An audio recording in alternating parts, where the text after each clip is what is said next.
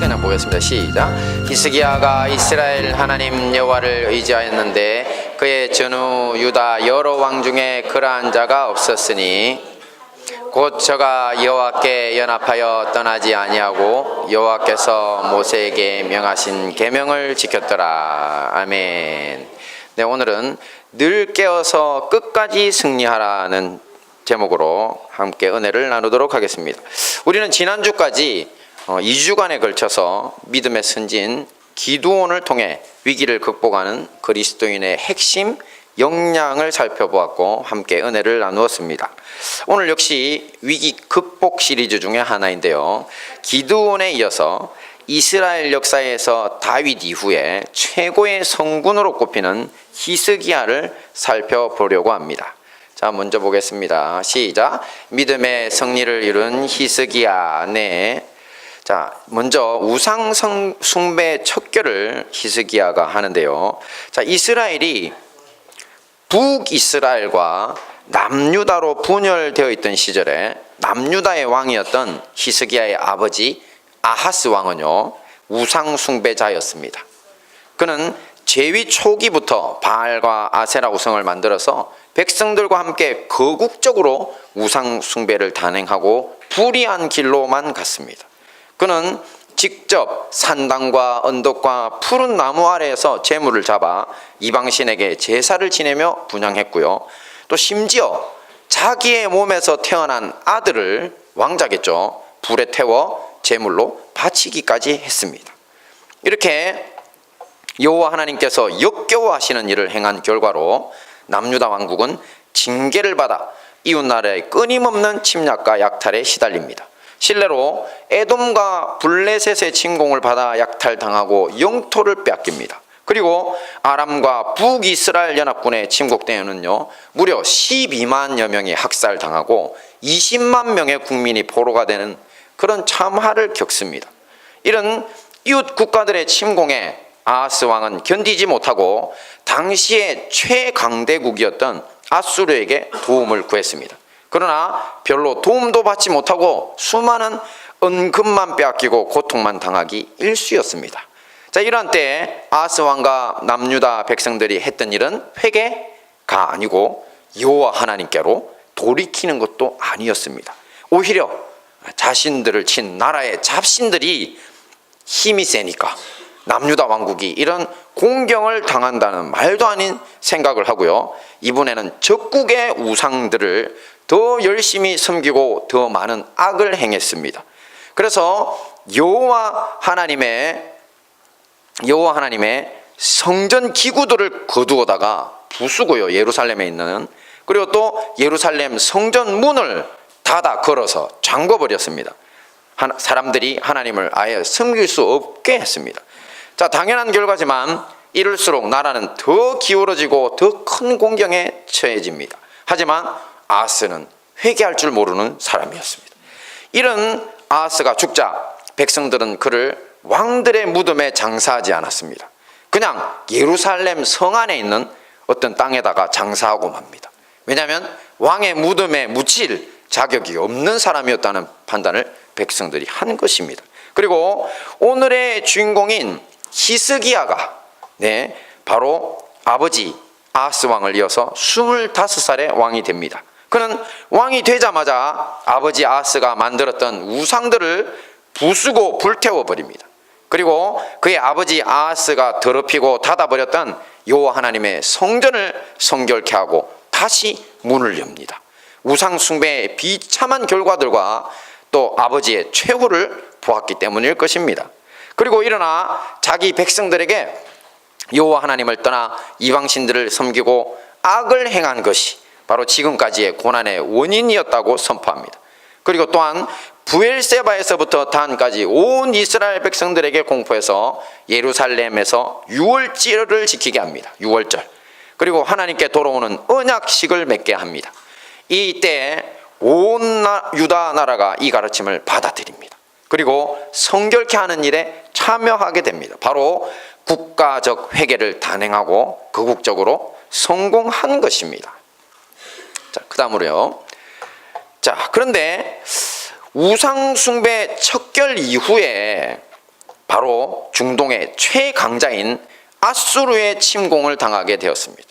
그 당시 아수르는 이미 남유다보다 규모도 훨씬 크고 또 군사력도 강대했던 북이스라엘을 아예 멸망시켜버린 상태였습니다. 그리고 이제는 이웃한 조그만 나라인 남유다마저 멸망시키려고 아수르 왕 산헤립이 친히 대군을 거느리고 몰려온 것입니다. 바로 국가 멸망의 위기입니다.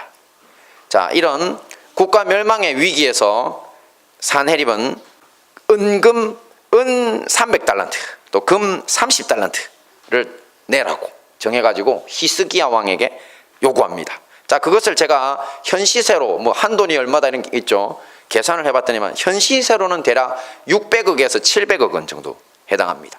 그런데 지금보다 그 시대는 은금이 훨씬 귀했던 시절입니다. 그래서 오늘날 가치로 환산하면요, 사실은 수천억 원에 해당하는 엄청난 양의 은과 금을 요구했습니다. 처음에 겁을 먹은 히스기야는요, 인간적인 방법에 의지합니다. 그러면서 아수르 왕의 요구대로 왕궁 곳간에 있는 은금을 다 동원하고요, 왕궁에 있는, 그러니까 왕이 가진 모든 은금을 다 동원했습니다. 그런데도 안 되는 겁니다. 그러니까 이번에는 그게 부족하니까 여호와 하나님의 성전에 있는 은과 금을 동원하고, 그리고 그것도 모자라니까 그 성전 기둥에다가 입혀놓은, 자기가 직접 입혔어요, 하나님 섬긴다고, 그 금들도 다 벗겨가지고 아수르 왕에게 주었습니다. 하지만 그 돈을 받고도요, 아수르 왕 산헤립은 떠나기는커녕 예루살렘에 군대를 보내어 그 성을 포위하고 성문을 열고 토항하라고 협박합니다. 돈만 주면 물러날 줄 알았는데 속은 것입니다. 자, 이때 아수르 왕 산헤립은 사신을 통해서 모든 백성들이 듣는 앞에서 외칩니다. 함께 봅니다. 시작. 열국의 모든 신 중에 누가 그 땅을 내 손에서 건졌기에 여호와가 예루살렘을 내 손에서 능히 건져내겠느냐. 네, 여호와 하나님을 사람의 손으로 만든 우상이나 자신들이 알고 있는 어느 잡신 중에 하나로 생각하고 있는 것입니다. 그리고 잠시 후 산헤립은 이집트의 파라오가 남유다 왕국을 도우려고 출정했다는 소문을 듣게 됩니다. 그러면 당시 이집트는 아주 막강한 군사력을 갖고 있었기 때문에 남유다와 합세해서 자신들을 배후에서 공격하면 굉장히 어려워지거든요. 그러니 그냥 이 소문대로 물러나 버리면 좋았을 텐데, 다시 한 번 더 여호와 하나님을 신뢰하지 말라는, 이것 믿고 하나님이라고 하는 신을 신뢰하지 말라는 그런 조롱과 위협이 담긴 편지를 이번에는 적어서 히스기야에게 보내어 왔습니다. 자, 이런 산헤립의 편지를 듣고 히스기야는요, 더 이상 인간적인 방법에 매달리지 않습니다. 왜냐하면 속았잖아요, 그죠? 그러면서 믿음의 사람으로서의 모습을 보여줍니다. 바로 성전으로 올라가 이사야 선지자와 함께 아수르 왕의 조롱과 위협이 담긴 편지를 여호와 하나님 전에 펼쳐 놓습니다. 그림의 앞에 종이 같은 거 보이시죠? 그러면서 기도합니다. 봅니다. 시작. 이러므로 히스기야 왕이 아모스의 아들 선지자 이사야로 더불어 하늘을 향하여 부르짖어 기도하였더니, 어떻게 기도했다고요? 네, 부르짖어 기도했습니다. 그러면서 믿음의 고백을 합니다. 시작. 여호와여, 아수르 여로왕이 과연 열방과 그 땅을 황폐케 하고 또 그 신들을 불에 던져 싸우니 이는 저희가 신이 아니오 사람의 손으로 지은 것 곧 나무와 돌뿐이므로 멸하였나이다. 그렇습니다. 아수르 왕들이 멸망시킨 나라의 신들은 신이 아니고 사람의 손으로 만든 나무와 돌로 만든 우상일 뿐이었다는 겁니다. 그러니 당연히 그들을 지켜줄 수 없었다는 것이죠. 하지만 우리의 왕이신 하나님은 천지를 창조하신 살아계신 하나님이시므로 자기들을 구원할 수 있다는 믿음의 고백인 것입니다. 자, 그 믿음의 고백과 부르짖음의 기도를 들으시고 하나님이 어떻게 했을까요? 바로 하나님이 밤에 한 천사, 두 천사도 아닙니다, 한 천사를 내려 보내셨습니다. 그 결과 아수르의 큰 용사와 대장과 장관들 18만 5천 명이 그냥 하룻밤 사이에 다 죽어서 송장이 되고 마는 놀라운 구원의 역사가 일어납니다. 그토록 살기등등하고 여호와 하나님을 조롱하고 모독하던 산헤립은 공포에 질려서요, 바로 자기의 조국 앗수르로 도망갑니다. 하지만 그곳에서 자기들이 믿는 신의 성전에서 제사를 드리다가 자기 몸에서 태어난 두 아들의 칼에 찔려서 비참한 최후를 맞고 맙니다. 반대로 히스기야는 당시의 최대 강국 앗수르를 물리친 결과로 열국의 존경을 받고요, 부귀와 영광이 크게 달했다고 합니다. 한번 보겠습니다. 시작. 여호와께서 히스기야와 예루살렘 거민을 모든 적국의 손에서 구원하여 내사 사면으로 보호하심에 여러 사람이 예물을 가지고 예루살렘에 와서 여호와께 드리고 또 보물로 유다 왕 히스기야에게 드린지라. 이후부터 히스기야가 열국의 눈에 존대하게 되었더라. 할렐루야. 자, 우리는 이 사건을 통해 또 이런 교훈을 얻을 수 있습니다. 인간적 방법은 아무 도움도 되지 않는다는 것입니다. 히스기야도 처음에는 어떻게 했습니까? 은과 금이라는 재물을 의지했었습니다. 그것들은 소용이 있었습니까? 없었습니까? 소용이 없었죠. 도리어 속고 빼앗기는 것이 전부였습니다. 하지만 그가 오직 하나님께 부르짖고 여호와 하나님을 의지했을 때 주님은 인간으로서는 도무지 상상도 할 수 없는 방법으로 구원해 주셨습니다. 그러므로 우리도 인간적 방법 의지하라 말라? 의지하시면 안 됩니다. 그리고 오직 환난 날에 누구에게 부르짖으라? 여호와 하나님께 부르짖어야 할 것입니다. 그런데 많은 분들이요, 부르짖어 기도하라는 것에 대해서 그 방식에 문제를 제기합니다. 하나님은 구하기 전에 우리의 쓸 것을 안다고 하셨는데 무슨 기도를 그렇게 열심히 하라고 하느냐, 이렇게 반문하시는 분들이 있고요. 또 어떤 분은 하나님이 귀가 멀어서 잘 듣지 못하시는 분도 아닌데 왜 그렇게 큰 소리로 부르짖어 기도하냐고 또 의문을 제기하기도 합니다. 자, 여러분들 어떻게 생각하십니까? 이런 분들을 위해서 필요한 하나님의 말씀이 있습니다. 시작. 너는 내게 부르짖으라. 내가 내게 응답하겠고 내가 알지 못하는 크고 비밀한 일을 내게 보이리라. 네, 좀 심하게 말해서 하나님이 부르짖으라는데 뭔 말이 그리 많냐고. 네, 그렇게 할 수도 있죠. 하지만 이것은 너무 고압적인 태도입니다. 자, 그래서 제가 좀 더 부드럽게 이성적으로 왜 부르짖으라고 하시는지 말씀을 한번 드려보겠습니다. 자, 먼저 타락한 인간의 속성은요, 생각이 너무 많고 복잡합니다. 네, 한 생각 하나조차도 신이신 하나님께 올려드리고 잘 붙잡고 있지를 못합니다.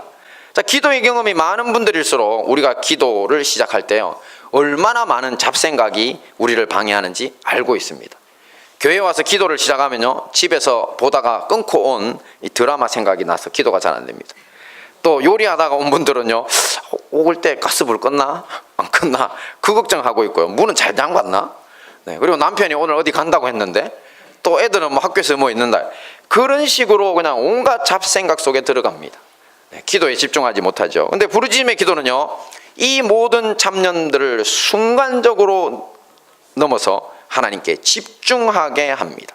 바로 하나님께 채널을 고정시킨다는 겁니다. 우리가 TV 볼 때 채널이 많이 있지만 한 채널에 딱 고정해야지 그 채널을 볼 수가 있죠, 그죠? 그래서 부르짖는 기도는 일반적으로 하나님께 우리의 채널을 고정하는 유익이 있습니다. 하지만 그거보다 훨씬 중요한 것이 바로 이것인데요. 자, 뭐냐면 기도는 정보만을 하나님께 올려드리는 작업이 아닙니다. 주님과의 대화잖아요, 그죠? 근데 대화를 하면서 와 주여 하고 소리 지르면서 하는 사람이 어디 있냐고 말하는데, 자, 그것은 우리가 뭘 잘 모르기 때문입니다. 왜냐하면 인간은 미천한 존재입니다. 그리고 하나님은 존귀한 보좌의 왕에 앉아 계신 우리의 왕이십니다. 그 주님 앞에 우리가 기도한다는 것은 간절히 그 왕 앞에 무릎 꿇고 엎드려 호소하고 부르짖는 작업입니다. 그러면 그 누구보다 인자하시고 사랑 많으신 우리의 왕, 우리의 하나님은 큰 위로와 응답으로 우리에게 말씀해 주시는 것입니다. 그러니 부르짖는 기도는요, 왕이신 하나님을 높이고 자기 자신을 철저히 낮추는 태도의 기도입니다. 그러므로 내게 부르짖으라 하실 때 너가 너를 낮추고 내게 구하라고 하신 왕이시니까 이렇게 요구하는 겁니다. 근데 자꾸 부르짖는 기도 못하겠다고 좀 좋지 않은 말로 개긴다고 하죠. 네, 개기시는 분들은 하나님 앞에 엎드리기를 이걸 거부하는 것과 똑같다는 것입니다. 그러므로 여러분, 주님께 부르짖음으로 응답받는 저와 여러분 되시기를 바랍니다.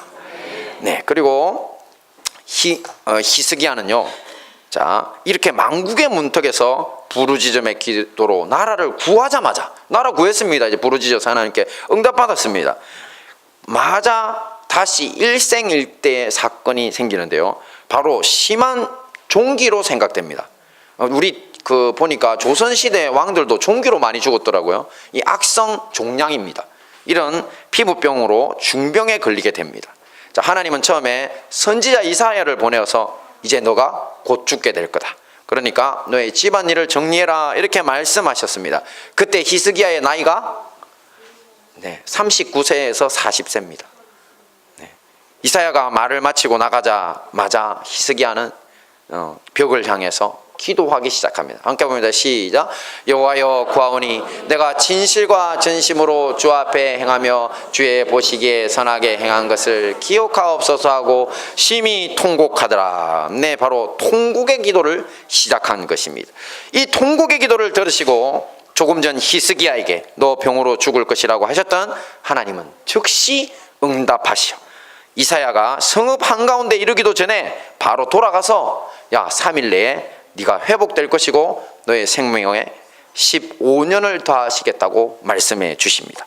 그래서 이사야 선지자가 돌아가 가지고는요 무화과 반죽을 가지고 오라고 해서 히스기야의 그 종기가 난 그 종체에다가 바르게 합니다. 이때 히스기야는 자신이 나을 것이라는 하나님의 약속의 증거가 있느냐고 묻습니다. 이거 어디서 많이 보셨죠? 그죠? 기드온도 하나님 구원해 주실 증거가 있습니까? 물었잖아요. 그죠? 근데 하나님 응답하셨죠. 자, 그러니까 이사야가 이번에 있다고 뭐라고 이야기하느냐면 하나님의 말씀을 받아서요. 자, 당시에 해시계입니다. 아하스의 일령표라고 성경에 기록되는데 그 해시계의 그림자가 10도 약 40분이에요. 10도를 앞으로 나가게 해드릴까요? 아니면 뒤로 10도 후진하게 해드릴까요? 40분을 해시계가 시간이 앞으로 40분 빨리 갈지 뒤로 40분 후퇴할지 해드릴까요? 이렇게 선택하라고 합니다. 그러니까 히스기야가 가만 생각해 보니까 둘 다 어렵기는 한데 해시계는 어차피 앞으로 가잖아요. 그죠? 그러니까 확실한 증거로 그 해그림자가 뒤로 10도 물러나게 해달라고. 네, 뒤로 15도입니까? 네, 15도 물러나게 해달라고 이야기합니다. 네, 그랬더니만 어떻게 됐겠습니까? 그대로 해그림자가 뒤로 15도 물러나게 됩니다. 자, 근데 여러분 제가 과학을 공부해 보니까요 해그림자를 이용하는 해시계는 어떤 원리로 만들어졌냐면 지구의 해 주변을 태양 주변을 도는 자전과 관련이 있습니다. 그래서 해그림자가 뒤로 15도 물러나는 일은 우주에서 지구의 자전을 어떻게 해야 된다고요? 네, 40분 뒤로 돌려야 됩니다. 지구가 1시간에 대략 제가 계산해 보니까 1666km라는 거리를 갑니다. 1시간 만에. 어마어마한 속도죠. 자, 그러니 40분을 대략 뒤로 돌리려면 얼마나 바꿔야 된다고요? 네, 1110km 뒤로 돌려야 됩니다. 그런데 이게 세상에 만약에 물리적으로 여러분 시간당 1666km로 도는 물질이 있어요. 자, 제가 자동차를 1시간에 1666km로 달린다고 생각하면 자, 이거 브레이크 밟으면 어떻게 될까요? 브레이크 밟고도 한참 가겠죠. 어마어마하게 뒤로 쏠리겠죠. 지구가 만약에 그런 식으로 하나님이 브레이크 밟고 뒤로 돌리면요 지구는 멸망합니다. 다 터지고 다 날아갑니다. 그런데 아무 일도 없이 그냥 해 그림자만 뒤로 저렇게 물러난 놀라운 일. 그러니까 이것은 물리적인 법칙에 사로잡힌 존재는 이 일을 할 수 있다 없다? 없습니다. 오직 물질을 초월하신 영의 주인이시고 창조주이신 하나님에게만 가능한 일이라는 것입니다. 이렇게 히스기야는 인간으로서는 도무지 상상도 못할 전능의 은총으로 치유의 약속도 받고 병에서 구원받습니다. 바로 죽을 병의 시련을 통곡의 기도로 넘긴 것입니다. 자, 그런데요. 자, 말씀을 한번 보겠습니다. 마지막 승리에 실패한 히스기야라고 했는데 시작. 그때 발라단의 아들 바벨론 왕 브로닥 발라단이 히스기야가 병들었다 함을 듣고 편지와 예물을 저에게 보낸지라. 네, 지금 말씀에 등장하는 그때란 바로 앞에서 보신 두 가지 역경. 그러니까 하나는 아수르의 침공 앞에서 나라가 어떻게 될 뻔했죠? 멸망할 뻔했잖아요. 그리고 자기 자신은 질병이 걸려서 죽을 뻔했죠. 근데 이 모든 것들을 극복한 그때라는 것입니다. 이때 히스기야는 앞에서 보신 것처럼 부귀와 영광이 극에 달하고 이제 아주 건강해졌을 때입니다. 여기서 바벨론 왕 무로닥 발라단이 히스기야가 병들었다 함을 듣고 히스기야에게 글과 예물을 보냈다고 금방 저기서 말씀을 하는데요. 자, 당시 바벨론은 아수르에 대항하여서 떠오르는 신흥 강국이었습니다. 자, 역사적으로는 나중에 갈그미스 전투라는 것을 통해 가지고 이집트 아수르가 연합한 연합군을 아예 대파해버립니다. 끝장내버리고 이제 절대 강자의 자리에 오르게 됩니다. 자, 그런 바벨론인이 자신들의 적수인 아수르를 물리친 히스기야에게 호의를 베풀어 가지고 동맹관계를 맺으려고 했던 것 같습니다. 자, 히스기야는 바벨론의 사신들로 말미암아 기쁨을 이기지 못하고 그들에게 보물창고 속에 은금과 향료와 보배로운 기름을 보여주고 또 모든 무기고에 있는 것을 다 보여주며 자랑했다고 성경에 기록되어 있습니다. 성경은 히스기야가 궁중의 소유와 전 국내의 소유를 보이지 아니한 것이 없었다고 할 정도로 말씀을 기록하고 있는데요. 그런데 성경 말씀은 이런 히스기야의 행동을 참 잘했다고 할까요? 아니면 잘 못했다고 할까요? 네, 바로 교만이라고 하고 하나님께 받은 그 은혜를 보답하지 아니한 것이라고 적고 있습니다. 말씀을 보겠습니다. 시작. 히스기야가 마음이 교만하여 그 받은 은혜를 보답지 아니하므로 진노가 저와 유다와 예루살렘에 임하게 되었더니, 네, 바벨론 사신들에게 국력의 상징인 보물창고 또 무기고요를 보여준 것이 왜 교만이 되겠습니까? 그것은 바로 히스기야가 하나님을 자랑하지 않고 자기의 소유와 능력을 자랑하고 있기 때문입니다. 자, 생각해 보십시오. 아수르의 대군 18만 5천 명이 하루아침에 멸망한 것이 어찌 히스기야의 손에 의해 이루어진 일이었습니까? 감히 다른 어느 나라의 임금이나 권세자들은 상상도 못할 이 일들이 바로 하나님의 손에 의해 이루어졌고요. 그 때문에 노량물로서 그의 보물창고에 보물이 가득 차고 또 병기고에 빼앗은 병기가 넘쳐났던 것입니다. 그럼에도 불구하고 히스기야는 그것을 주신 하나님을 잊어버립니다. 그리고 자신과 자신의 소유와 능력을 자랑하고 있는 것입니다. 이런 걸 뭐라고 한다고요? 교만이라고 합니다. 이렇게 사람은 부귀와 영광이 크게 달하고 또 몸이 건강할 때, 요즘 말로 잘 나갈 때 바로 교만해질 수 있습니다. 자기가 잘나서 이런 생활이 가능하다고 믿는 것입니다. 이런 히스기야 같은 믿음의 사람, 하나님의 백성이 교만에 빠지게 되면요, 하나님은 바로 치지 않습니다. 회개의 기회를 주십니다. 그래서 주님은 아수르의 침공과 죽음의 질병 앞에서 함께 동행했던 이사야 선지자를 히스기야에게 보냅니다. 그러면서 그의 교만에 대한 심판의 말씀을 선포하십니다. 보십니다. 시작. 여호와의 말씀이 날이 이르리니 무릇 왕궁의 모든 것과 왕의 열조가 오늘까지 쌓아두었던 것을 바벨론으로 옮김받고 하나도 남지 아니할 것이요 또 왕의 몸에서 날 아들 중에서 사로잡혀 바벨론 왕궁의 황관이 되리라 하셨나이다. 근데 우리 모두가 잘 알아야 할 것 중에 아주 중요한 것이 하나 있습니다. 뭐냐면 그것은 하나님의 책망과 심판의 선언은요, 변경 불가가 아니라는 것입니다. 우리가 회개하고 돌이키기를 원하시는 하나님의 마음이 저 심판의 선포 속에 들어있는 것입니다. 그러니 우리는 어떻게 해야 됩니까? 회개해야죠. 그러면 하나님이 돌이키신다니까요. 그런데 히스기야는 어처구니 없는 대답을 내어놓습니다. 봅니다. 시작. 당신의 전한 바 여호와의 말씀이 선하니이다 하고 또 가로되 만일 나의 사는 날에 태평과 진실이 있을진데 어찌 선하지 아니하려 하니라. 아버지여. 네, 왕에 부임하자마자 온 나라에 만연한 우상 숭배를 척결하고요, 하나님의 뜻을 받들던 믿음의 사람이었던 히스기야. 또 고난과 시련의 상황 속에서는 부르짖음과 통곡의 기도로 그것을 극복했던 기도의 사람 그 히스기야가 그의 교만에 대한 하나님의 책망의 말씀 앞에서 내 생전에는 평안과 견고함이 있으면 그저 좋다고 합니다. 자기 이후의 세상에는 관심이 없답니다. 그냥 자기 생전에 평안하고 무탈하면 그만이라는 것입니다. 자, 이런 것을 우리가 영적 무지라고 합니다. 지금 히스기야는 영적 무지의 전형을 보여주고 있습니다. 바로 이 순간 이 대답을 하는 히스기야의 내면에는 하나님이 있다 없다?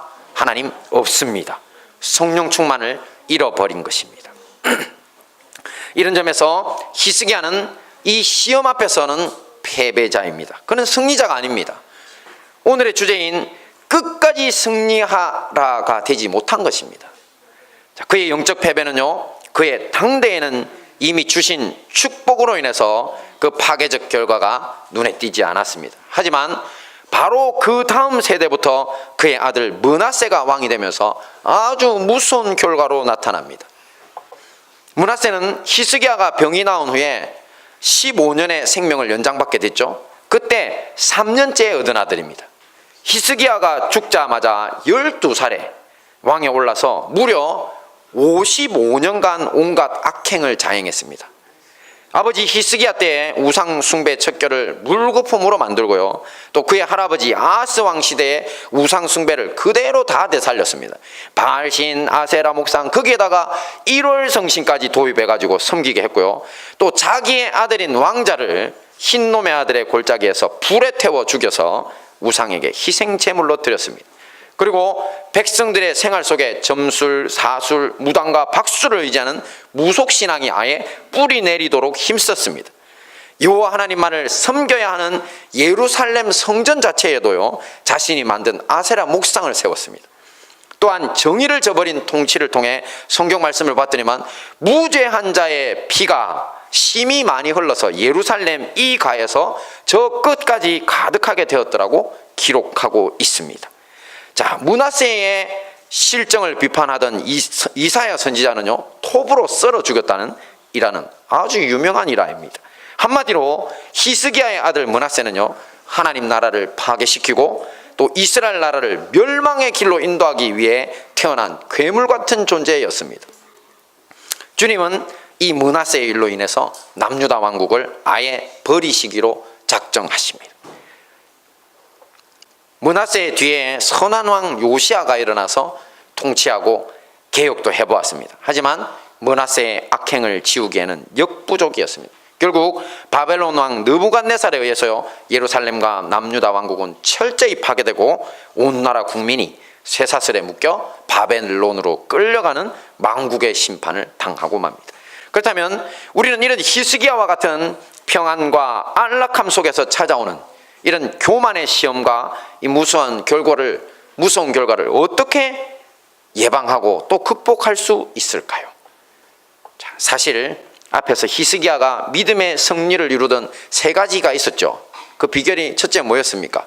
네, 우상 숭배를 척결했고요, 또 부르짖어 기도했고요, 또 통곡의 기도를 하나님 앞에 올려드렸습니다. 만약에 이러한 것들이 계속되었다면 문제는 극히 간단했을 것입니다. 하지만 히스기야는 눈앞에 보이는 바알과 아세라상 같은 돌과 나무로 만든 우상은 파괴했지만 정작 하나님보다 자기 자신을 높이는 우상 숭배를 하고 있다는 사실을 몰랐습니다. 그러니 이 당시 히스기야는 자기 자신을 향한 우상 숭배자입니다. 그리고 외세의 위협도 건강의 문제도 없으니 더 이상 부르짖어 기도하지도 않았고 통곡하면서 하나님께 나아가지도 않았습니다. 이러니 바로 이런 재앙을 부르고 만 것입니다. 이렇게 자기 자신을 부지런히 살피고 외부적 환경에 상관없이 부르짖고 통회하면서 사는 삶을 우리는 영적으로 각성된 삶이다, 이렇게 부를 수 있습니다. 이런 영적 각성의 중요성에 대해서 예수님께서도 마태복음에서 혼인잔치에서 신랑을 기다리는 열처녀 비유를 통해서 우리에게 분명하게 말씀해 주셨습니다. 자, 이스라엘의 결혼 풍습은요, 저녁에 결혼식을 합니다. 요즘도 저녁에 결혼하는 분들이 우리나라에도 있더라고요. 저녁에 결혼식을 하니, 그러니 뭐가 필요하냐면 불빛이 필요하잖아요. 깜깜하니까. 그 시대는 이렇게 뭐가 밝은 데 없으니까. 그래서 신부집에서 등불을 들고 신랑을 맞아줄 들러리들이 필요했습니다. 그래서 이 비유 속에 열처녀라는 들러리들이요, 신랑을 맞기 위해서 자 등불을 준비하고 기다리고 있었습니다. 그런데 무슨 일인지 신랑이 밤늦게 오는 거예요. 아주 늦게 오는 거예요. 그래서 이 10명이 다 뭐가 됐을까요? 잠이 들어버렸어요. 네. 근데 이제 갑자기 소리가 들리면 신랑 오신다고 나가서 맞아라. 그러니까 후다닥 일어났는데 자기들이 처음에 준비했던 등불과 거기에 맞는 기름이 어떻게 됐을까요? 다 타버리고 꺼지는 거예요. 근데 세상에나 아주 지혜로운 5명의, 이 10명 중에 지혜로운 5명의 처녀들은요, 이럴 줄 알았지 아하하 하면서 기름을 딱 준비하고 거기에다 켜고 딱 맞으러 나간 겁니다. 그런데 나머지 5명 있어요, 없어요? 없어. 그래서 성경에는 이 준비 못한 5 처녀를 미련하다고 써놨어요. 그래서 이 처녀들이 기름 사러 간 동안에 어떻게 됐을까요? 내 신랑을 모시고 5명만 그냥 들어가 버리고 문이 닫혀 버렸어요. 그래, 그 늦게 온 사람들이 문 열어달라고 하니까 나는 너를 도무지 알지 못한다고 못 들어오게 했다는 그런 이야기입니다.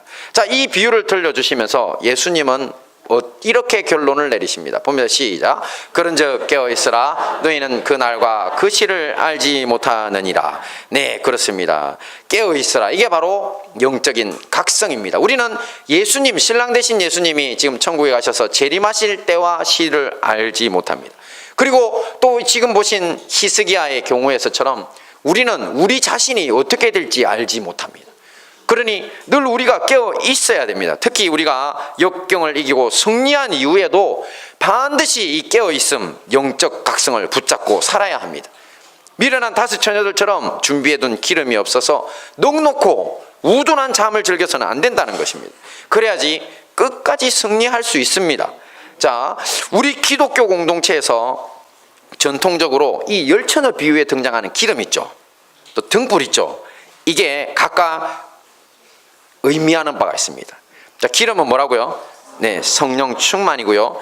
또 이 등불은요, 네, 하나님의 말씀의 인도를 이야기하는 것입니다. 그러므로 우리는 실생활에서 영적으로 각성된 삶이라 하는 것은 바로 기름으로 비유된 성령 충만을 유지하고 또 하나님의 말씀의 등불로 늘 자신을 비춰보면서 고쳐가는 삶을 살아라는 것입니다.